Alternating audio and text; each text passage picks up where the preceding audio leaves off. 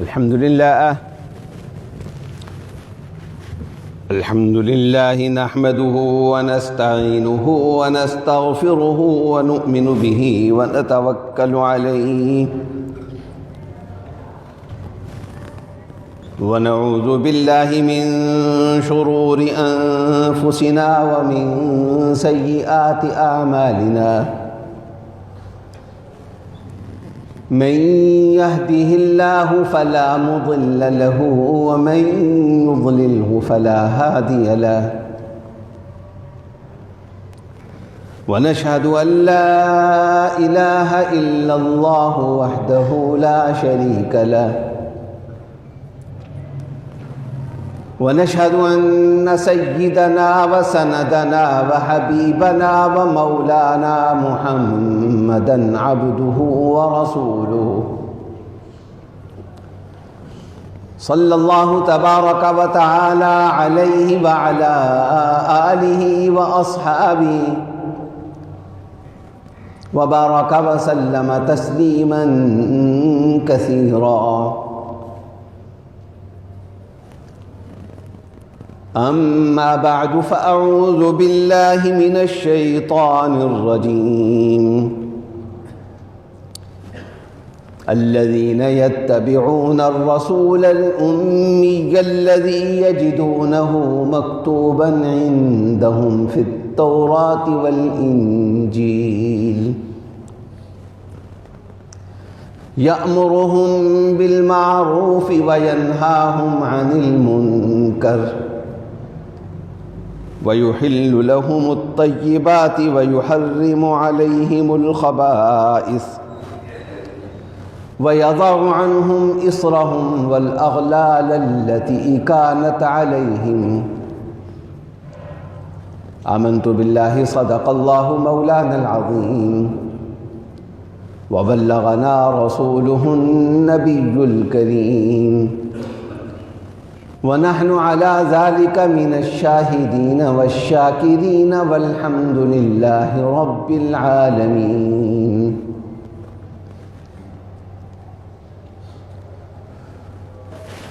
سورہ اعراف کی ایک آیت مبارکہ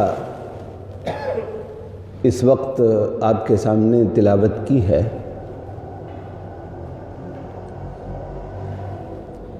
اس آیت سے پہلے اللہ جل جلالہ ذکر فرما رہے ہیں حضرت موسیٰ علیہ السلام کا اور بنی اسرائیل کا.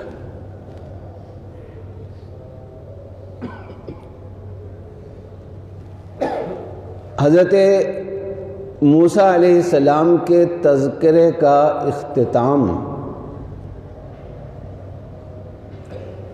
اور سرکار دو عالم حضور اقدس صلی اللہ علیہ وسلم کے تذکرے کا آغاز، بلکہ آگے بھی حضرت موسیٰ علیہ السلام ہی کی قوم کا ذکر چل رہا ہے. درمیان میں رسول اللہ صلی اللہ علیہ وسلم کا جو ذکر مبارک آیا ہے، اس کا آغاز اللہ جل جلالہ نے یوں فرمایا ہے کہ وَرَحْمَتِي وَسِعَتْ كُلَّ شَيْءٍ، کہ میری رحمت ہر چیز کو شامل ہے، ہر چیز کو وسیع ہے. کوئی چیز میری رحمت سے خالی نہیں ہے، کوئی چیز میری رحمت سے خارج نہیں ہے. اللہ کی رحمت ہر چیز کو شامل ہے،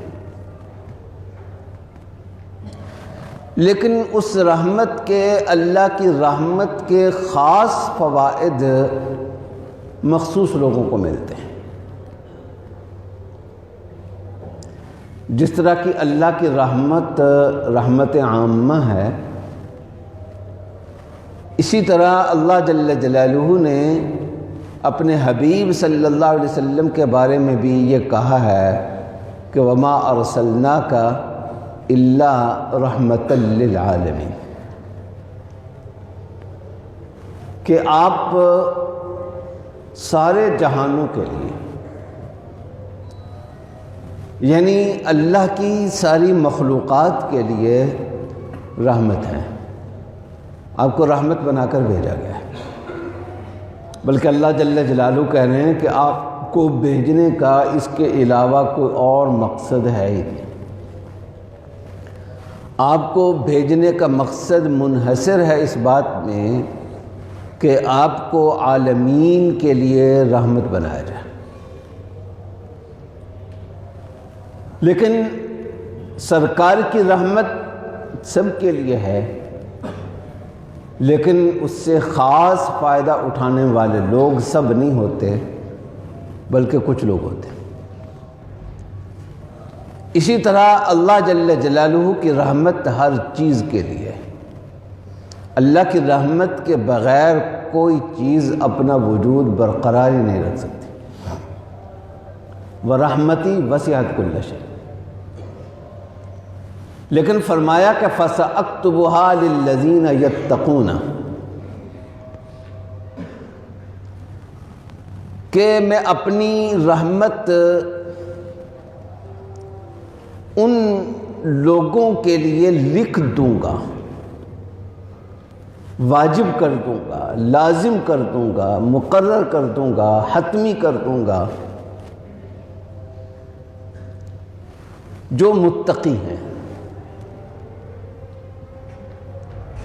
اور اللہ کے راستے میں خرچ کرتے ہیں اور ایمان رکھتے ہیں۔ اور اس کے بعد اس کی مزید وضاحت کرتے ہوئے اگلی آیت میں اللہ جل جلالہ نے یہ بتایا کہ یہ متقی لوگ کون ہیں۔ یہ کون سے لوگ ہیں جو صرف یہ نہیں کہ اللہ کی رحمت عامہ سے مستفید ہوتے ہیں، بلکہ اللہ اپنی خصوصی رحمت ان کے لیے لکھ دیتے ہیں، ان کے لیے حتمی اور لازمی قرار دیتے ہیں۔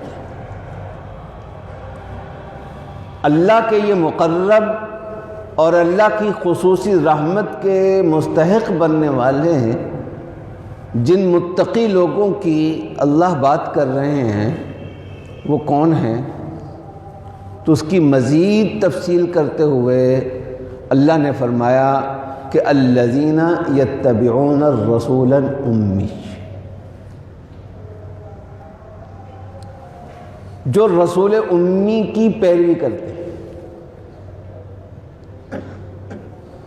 نبی آخر الزمان محمد الرسول اللہ صلی اللہ علیہ وسلم کی پیروی کرتے ہیں،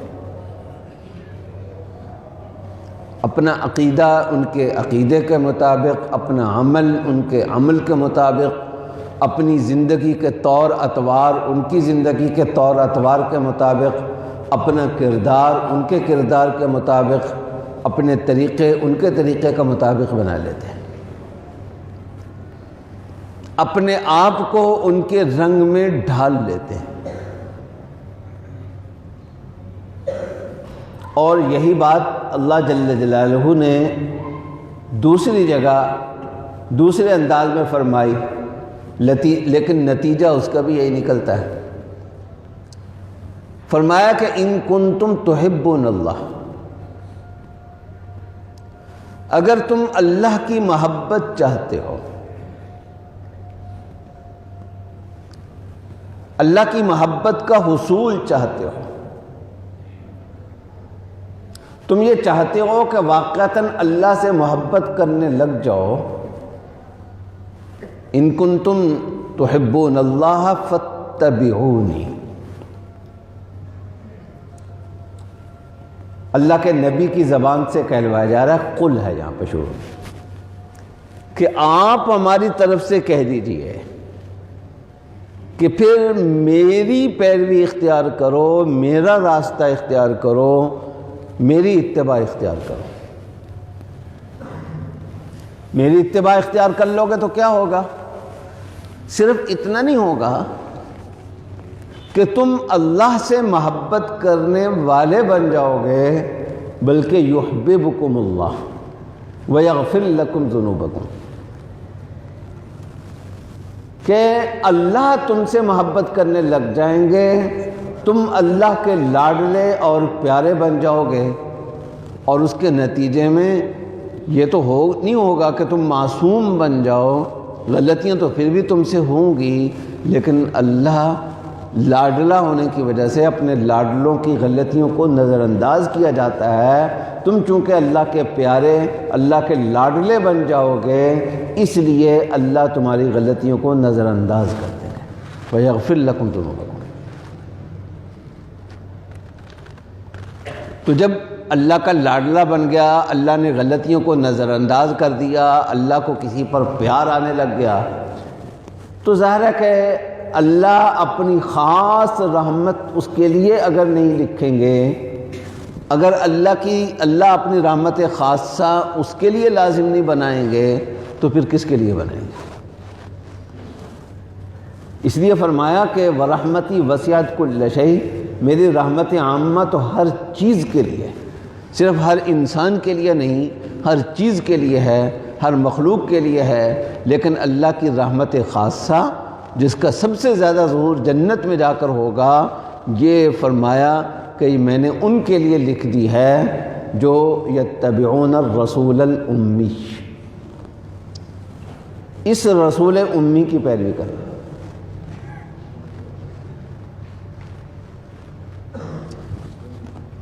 جو یہودی تھے، بات موسیٰ علیہ السلام کی چلی آ رہی ہے پیچھے سے، وہ اہل کتاب کہلاتے تھے، یعنی پڑھے لکھے لوگ، اور ان کو اپنے علم پر، اپنے پڑھے لکھے ہونے پر ناز تھا۔ تو اللہ نے فرمایا کہ میری رحمت اگر چاہیے تو تمہاری یہ کتابیں نہیں چلیں گی، تمہارا یہ لکھنا پڑھنا نہیں چلے گا، تمہارا یہ علم نہیں چلے گا، یہ علم ایسے ہی ہوگا۔ اور یہود ہی کے سیاق میں اللہ نے فرمایا کہ کمثل الحمار یحمل اسفارا، بعض اوقات گدھے کے پاس بھی بڑا علم ہوتا ہے۔ ذات کا وہ گدھا ہوتا ہے، ذات کا وہ کھوتا ہوتا ہے، لیکن اس کی پیٹھ پر کتابوں کے انبار لدے ہوئے ہوتے ہیں۔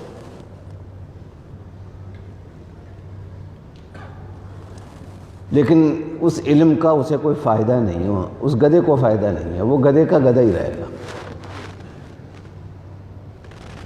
تو فرمایا کہ علم پر ناز کی بات نہیں ہے، اگر اللہ کی رحمت لینی ہے تو اللہ جہاں سے بتائیں گے وہیں سے لینی پڑے گی۔ تم ہوگے اپنی جگہ علامہ، تم ہوگے اپنی جگہ پڑھے لکھے، تم ہوگے اپنی جگہ پہ اہل کتاب والے ہوگے، لیکن یہاں تمہیں اپنے آپ کو جھکانا پڑے گا نبی امی کے سامنے، جو بظاہر لکھنا پڑھنا نہیں جانتے، انہوں نے لکھنا پڑھنا باقاعدہ کسی سے سیکھا نہیں ہے، لیکن اللہ کا دیا ہوا علم پوری کائنات سے بڑھ کر ہے۔ تو فرمایا کہ اللہ کی رحمت خاصہ لازمی ہو جائے کسی کے لیے، یہ تب ہوگا جب کہ اس رسول امی کی پیروی کرنے لگ جائیں۔ اور یہ رسول امی یجدونہ مکتوبا عندہم فی التوراۃ، ان کا تذکرہ تورات میں موجود ہے۔ اگر اپنے پڑھے لکھے ہونے کا کوئی فائدہ اٹھانا ہے تو اس پر سوکھا ناز کرنے کی بجائے جن کتابوں کی وجہ سے تم پڑھے لکھے بنے ہو وہ کتابیں کھول کر دیکھ لو، تعصب کی اینک اتار کر وہ کتابیں دیکھ لو، تمہیں اس میں لکھا ہوا مل جائے گا رسول اللہ صلی اللہ علیہ وسلم کا تذکرہ۔ یأمرہم بالمعروف وینہاہم عن المنکر ویحل لہم الطیبات ویحرم علیہم الخبائث۔ یہ جو نبی امی ہیں، جن کی اتباع کے بغیر اللہ کی رحمت بھی نصیب نہیں ہو سکتی۔ یہ معروف کا حکم دیتے ہیں، نیکیوں کا حکم دیتے ہیں، اچھائیوں کا حکم دیتے ہیں، اور برائیوں سے منع کرتے ہیں، پاکیزہ چیزوں کو حلال قرار دیتے ہیں،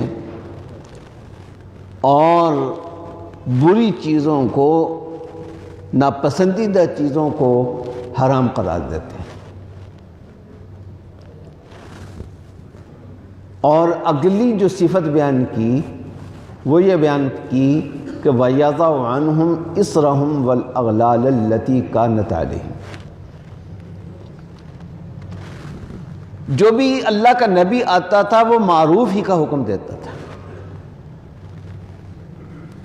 وہ منکر ہی سے روکتا تھا۔ کوئی نبی ایسا نہیں ہے جو امر بالمعروف اور نہی عن المنکر نہ کرتا ہو۔ نبی تو نبی رہے، اللہ نے تو اہل کتاب میں جو اچھے لوگ گزرے ہیں ان کا تعارف کراتے ہوئے بھی یہ کہا کہ وہ راتوں کو نمازیں پڑھتے ہیں اور امر بالمعروف اور نہی عن المنکر کرتے ہیں۔ یأمرہم بالمعروف وینہاہم عن المنکر، یہ سرکار کی ایک صفت تو ضرور ہے لیکن انبیاء میں سے آپ کی خصوصیت نہیں ہے۔ البتہ جو اگلی بات ہے کہ آپ کے آنے کا ایک مقصد یہ ہے کہ یضع عنہم اسرہم والاغلال التی کانت علیہم،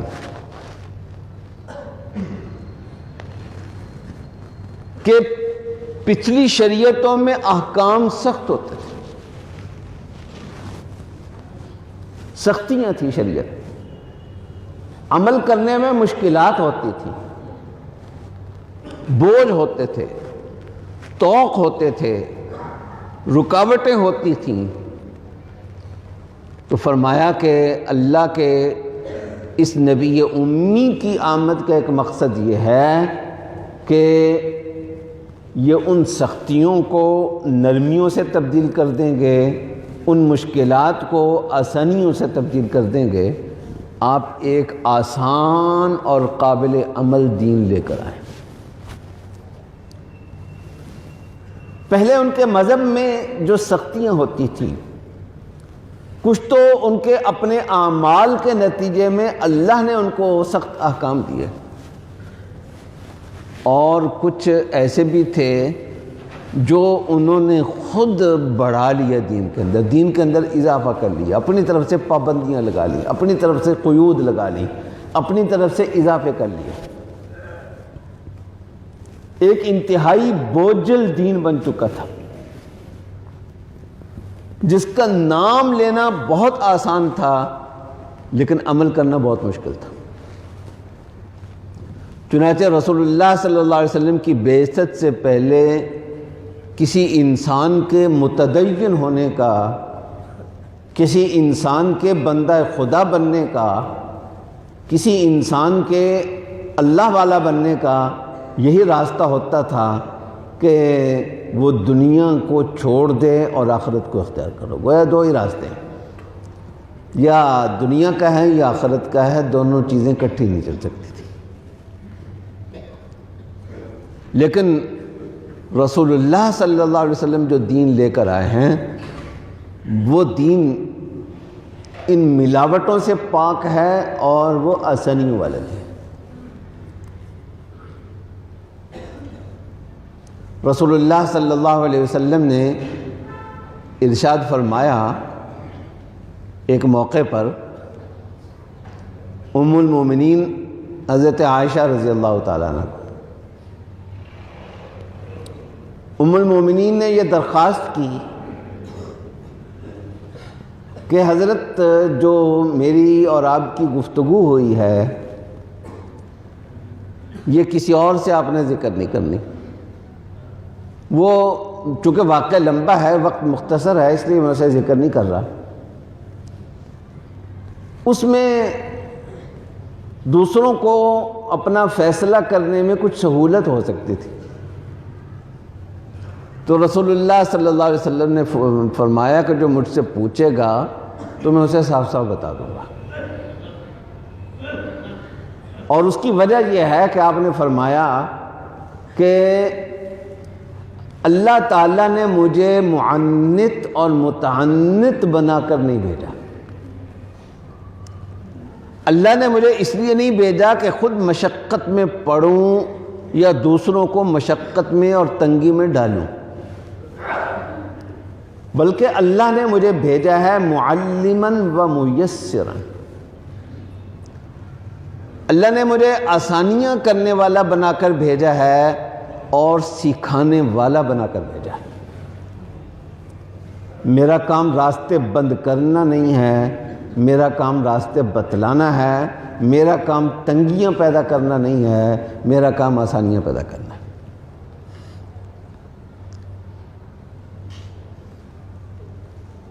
رسول اللہ صلی اللہ علیہ وسلم کے زمانے میں ایک بدو، ایک عرابی، ایک جنگلی مسجد میں آ گیا۔ اس کو پتہ نہیں تھا کہ کس جگہ کے کیا آداب ہوتے ہیں، تو اس نے مسجد میں ایک جانب کھڑے ہو کر پیشاب کرنا شروع کر دیا۔ صحابہ اسے روکنے لگے تو آپ نے فرمایا کہ لا تظلموہ، اس کو درمیان میں روکو نہیں۔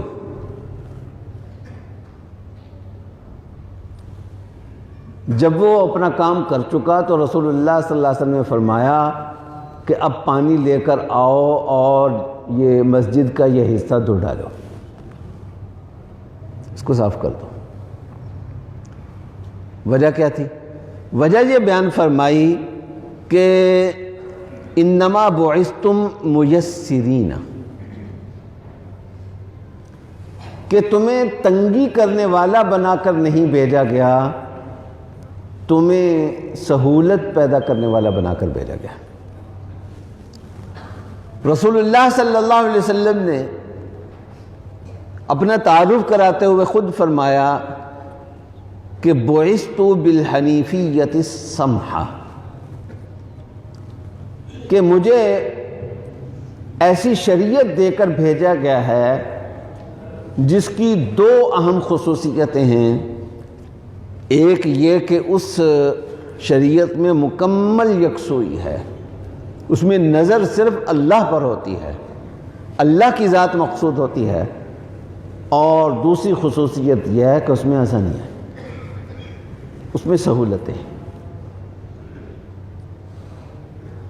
اس طرح کی اگر احادیث تفصیل سے بیان کرنا چاہیں، عہد رسالت میں پیش آنے والے واقعات تفصیل سے بیان پیش کرنا چاہیں تو اس کے لیے بہت لمبا وقت چاہیے، اچھا خاصا وقت چاہیے۔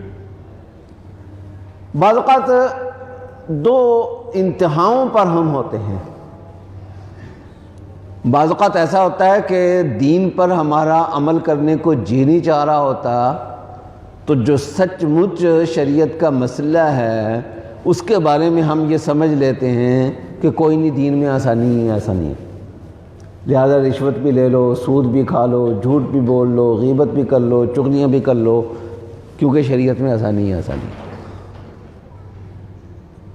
تو ایسی بات بھی نہیں ہے، دین کچھ قربانی بھی مانگتا ہے،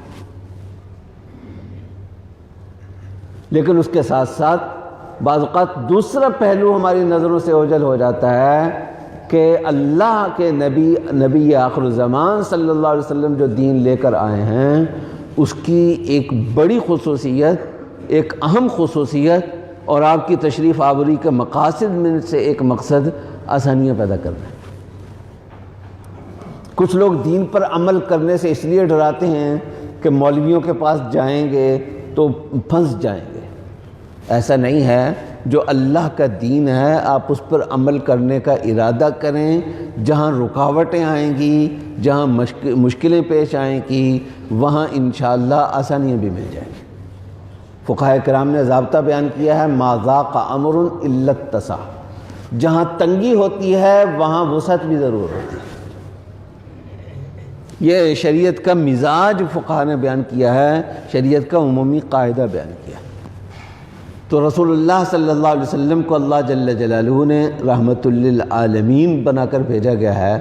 ہمارا کام آپ کی اتباع ہے. آپ کی اتباع ہی سے اللہ کی رحمت مل سکتی ہے. اور آپ کی اتباع کا ارادہ کرتے ہوئے کبھی یہ خوف دل میں نہیں ہونا چاہیے کہ ہم پھنسیں گے نہیں.